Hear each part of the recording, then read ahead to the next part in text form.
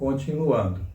Então, como faz parte da história de São Gonçalo, que é uma história tão linda, rica e maravilhosa, a história das comunidades, dos distritos, então eu gostaria de dar enfoque também às festas históricas e tradicionais que há nas igrejas, né? Nas comunidades, nas capelas. Há, por exemplo, a festa do município, que era, se não me engano, no mês de outubro, realizada essa festa onde se apresentavam os produtos dos agricultores, né?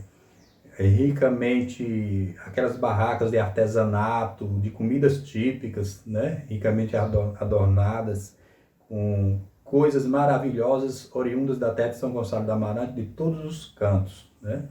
Então, nessa história, nesse contexto de cultura, de tradição, nós temos que voltar a falar sobre essa questão dos santos, né, da igreja. Existe um fato muito curioso e assim, lúdico, não sei, assim, muito importante para a história também, do fato de que o povo de São Gonçalo do Amarante adorou por muito tempo um santo que não era o santo padroeiro, adorou enganado, né?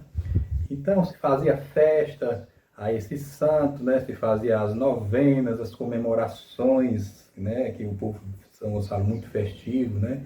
E só que as pessoas pensavam que estavam adorando, que estavam prestando louvor, né? A São Gonçalo do Amarante. Mas quando o governador Lúcio Alcântara foi a Portugal, quando ele foi a Portugal, certa ocasião, durante o seu mandato de governador, então ele, ao ver a imagem de São Gonçalo, a suposta imagem de São Gonçalo, ele disse: aqui está o nosso santo padroeiro lá do Ceará, o qual nós adoramos e prestamos louvores. Qual santo? O santo, que está aqui, o São Gonçalo do Amarante. Então foi informado a ele que aquele santo que ele estava dizendo que era São Gonçalo do Amarante, não era São Gonçalo do Amarante. Na verdade era São Domingos, né, que é um senhor já careca, né? Então foi uma coisa muito interessante. Então os portugueses mostraram a Lúcio Alcântara o verdadeiro São Gonçalo, que é um jovem tocando viola, entendeu? Um jovem violeiro que fazia-se de Santo Antônio, né, para arrumar casamento, para, né, aproximar as jovens, né, as moças velhas dos rapazes para se casarem, né, aquela história toda. Então, Lúcio Alcântara ficou muito assim interessado em restaurar a história verdadeira, trazer o santo verdadeiro. Então, foi trazido a imagem do jovem São Gonçalo do Amarante para a igreja de São Gonçalo, né? E passaram-se a se adorar o santo verdadeiro, que é São Gonçalo do Amarante, não querendo dizer que o outro não seja verdadeiro, mas o santo apropriado porque era o que era adorado na comunidade, né? Na sede ali, na igreja de São Gonçalo do Amarante. Então é um fato muito curioso isso aí, essa parte, essa restauração, esse descobrimento do Dr. Lúcio Alcântara. E então uma coisa que eu quero destacar também na história recente de São Gonçalo do Amarante foi o fato da reforma agrária feita no Silpé. A reforma agrária feita no Silpé, quando havia denúncias de que o padre estava vendendo terras, né, o padre que estava vendendo terras, o pároco local estava vendendo terras, então houve uma revolta popular, porque já tinha um grande proprietário, um grande latifundiário que tinha comprado muitas terras, estava derrubando muitos cajueiros para plantar coqueiro, devastando, né, a natureza. Então o povo do Silpé se revoltou sob o comando do senhor José Firino, né? Esse José Firino que é um grande herói assim, do Silpé, né, porque ele foi aquela pessoa que encabeçou o movimento para a reforma agrária do Silpé, onde as pessoas não tinham as suas terras legalizadas como sua. Então cada um veio ganhar o seu lote, como ali dentro mesmo na sede do distrito de Silpé, ali é tudo de reforma agrária. Então o Zé Firino encabeçou esse movimento e libertou, por assim dizer, o povo, né,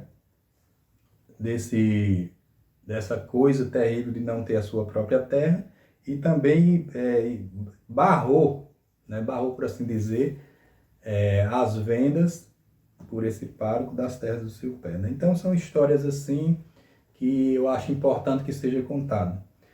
E nessa época existia a época dos conflitos, né? Dos conflitos por essas terras, e muitas vezes relata-se que as pessoas que estavam à frente desse movimento para a reforma agrária do Silpé foram perseguidos e ameaçados, né? E então se escondiam, dormiam em lugares escondidos. E assim foi uma história, um capítulo à parte da história do Silpé, né? E nós temos relatos muito interessantes sobre essa história do Silpé também, um relato de um chefe indígena, que foi o último chefe, né, dos Tapuias, que era chamado Jaguaruçu, né, que pouca gente conhece também. Então, tem muita história de São Gonçalo, é uma história riquíssima, né? Tem a história do sertão, tem a história do heroísmo dos jangadeiros, né? Da Taíba, do Pecém, né? Dessas localidades que estão à beira-mar, né? O heroísmo dos seus pescadores e o heroísmo dos seus sertanejos, né? Dos sertanejos, dos criadores de gado, dos pequenos agricultores e agropecuaristas de São Gonçalo do Amarante, né? A história das lutas sindicais com o Sindicato dos Trabalhadores Rurais de São Gonçalo do Amarante, né? A história da colônia de pescadores, coisas do dia a dia do povo de São Gonçalo do Amarante, né? E que é sempre um povo que está pensando para frente, um povo que está buscando, acima de tudo, a sua sobrevivência, né? Desde aqueles tempos, e fazendo a sua própria história. Então, é relevante nós sabermos que essa região foi uma região que começou com o sofrimento, né, e o desalojamento de povos indígenas, como os Guanassés, Jaguaruanas, né, Tapuias, e os próprios Anassés, várias etnias indígenas que moravam por essa região, e nos deixaram o legado dos nomes de rios, nomes de comidas típicas, né? Nomes de indumentárias, nomes de, por exemplo, uru, que os pescadores usam, né? A palavra uru, aquele cesto, né? Arupemba, várias coisas que é usado no dia a dia do povo de São Gonçalo do Amarante e do Ceará e do Brasil, vem da herança dos índios, é um legado que nós temos dos índios, a riqueza da língua, a riqueza do modo de falar, do modo de se expressar, né? É uma coisa muito rica, o modo de extrair da natureza óleos, perfumes, né? O modo de pescar, é muito maravilhoso, tudo isso faz parte da história de São Gonçalo do Amarante. Por exemplo, conta-se que, voltando mais uma vez à região, que a igreja do Silpé foi fabricada, foi construída com pedras trazidas pelos índios de longe, porque nessa região toda não havia pedras, né? E é uma coisa que envolve a mão de obra indígena, né? A mão de obra indígena, e que também não se pode negar que faz parte da história de São Gonçalo do Amarante, né? Aonde eles antigamente eram os donos, eram os senhores da terra, né? Porque é tanto que o antigo nome de São Gonçalo do Amarante era Anacetaba. E vindo a mudar, porque Neco Martins, que é o fundador de São Gonçalo do Amarante, ele era um violeiro, um repentista. Ele era um repentista, e ele, como ele era repentista e São Gonçalo era violeiro também, era o padroeiro natural dele. E ele queria que a sua terra se chamasse de São Gonçalo do Amarante.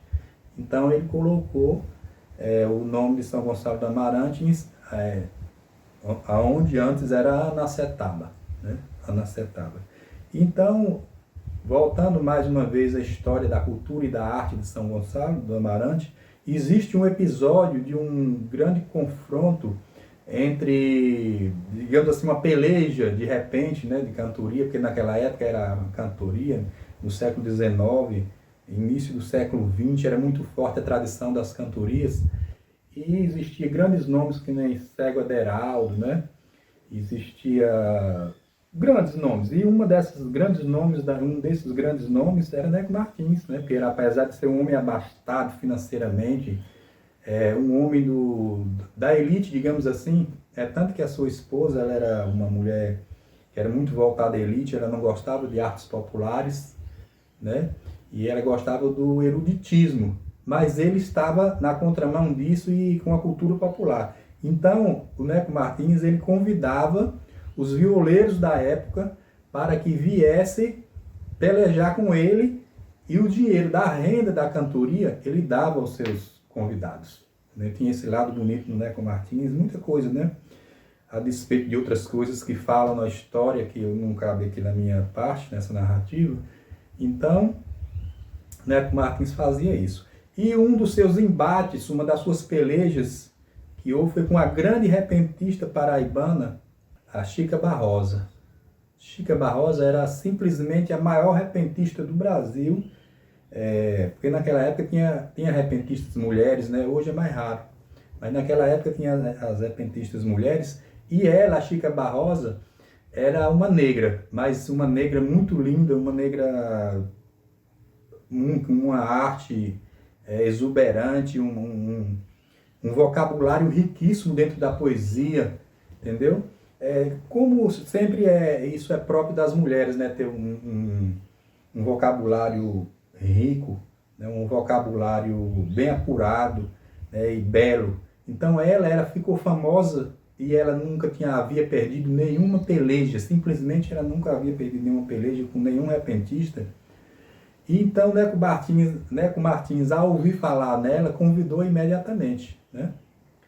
E então houve na sua fazenda, no seu pé, essa peleja entre Neco Martins e Chica Barrosa, que foi feita às escondidas por causa da esposa de Neco Martins, né? A dona Filomena Martins, que não gostava de arte popular. Então o Neco Martins vinha às escondidas, e uma dessas escondidas foi essa grande festa que ele fez, essa grande cantoria, essa grande peleja de viola com Chica Barrosa, a grande repentista do Brasil, né? Então houve um embate inteligentíssimo que está registrado na literatura brasileira, né? Que todo mundo pode tomar conhecimento desse embate entre Chica Barrosa e Neco Martins, né? Existe até a lenda que foi alterada, porque Neco Martins perdeu no final, né? Na verdade ele perdeu, que essa repentista era um gênio do repente, e ele não suportou e saiu correndo atrás dela com um enchiqueirador. Isso aí não se tem relato, porque na história literária mesmo traz o relato de que Neco Martins, ela se despediu, dizendo que não aguentava mais pelejar com ele, né? Porque ele era um grande gênio do repente, né? Então, esse também um capítulo importante da história de São Gonçalo do Amarante, né? Ceará.